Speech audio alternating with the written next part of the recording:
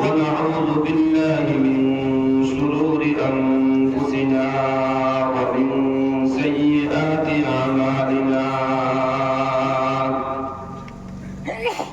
ونعوذ بالله من شرور أنفسنا ومن سيئات أعمالنا ونعوذ بالله من شرور أنفسنا ومن سيئات أعمالنا من يهده الله فلا مضل له ومن يضلل فلا هادي له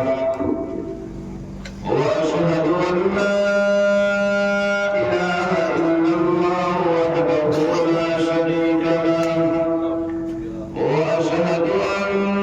سيدنا ونبينا وشفيعنا وإمامنا ومرشدنا ومولانا محمدا عبده ورسوله صلى الله تعالى عليه وعلى آله وأصحابه وبارك وسلم تسليما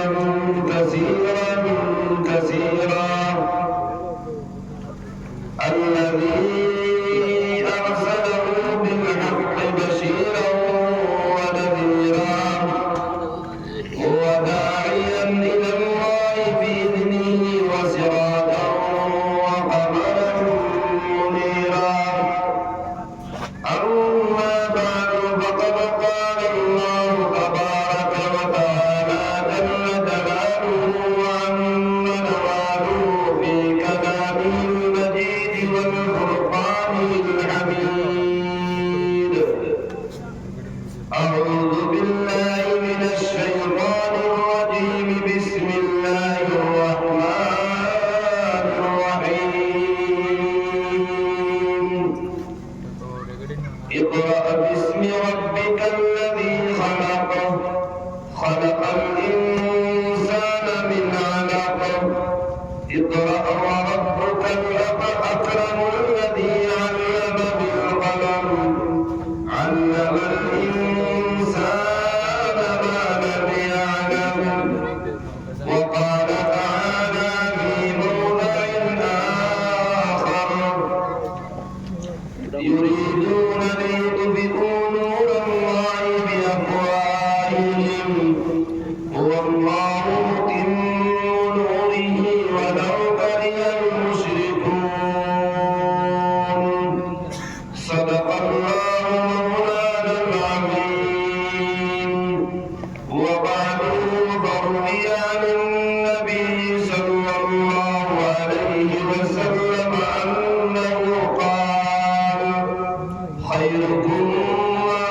تعلم القرآن وعلمه وقال النبي صلى الله عليه وسلم من قرأ القرآن حرفا فله حسنة والحسنة عشر أمثالها وقال النبي صلى الله عليه وسلم من قرأ القرآن فاستحذره فأحل حلاله وحرم حرامه وأدخله الله الجنة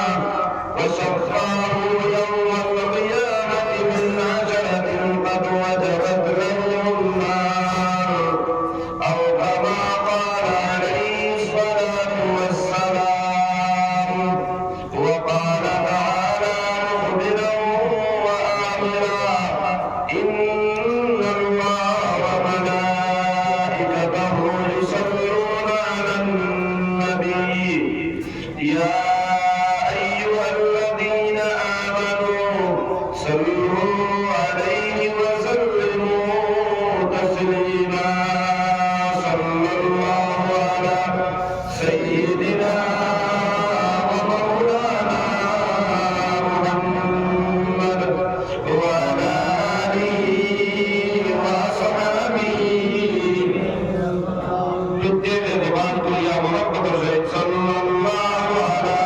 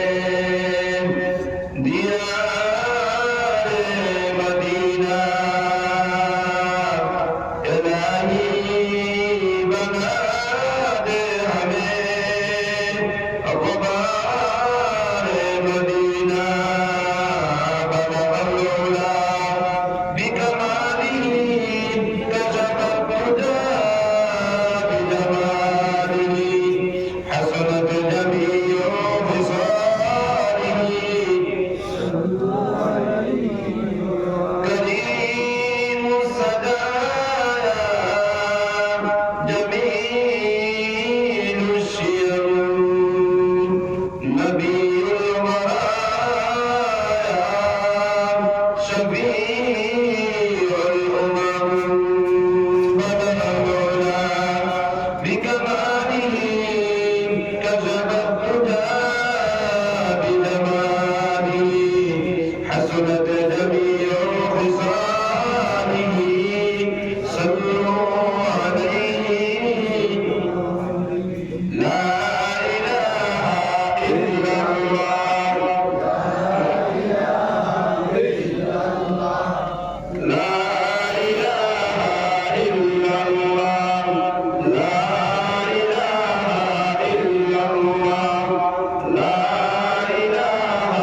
إلا الله لكل شيء سقالة القلوب ذكر الله لا إله إلا الله لا إله إلا الله لا إله إلا الله لا إله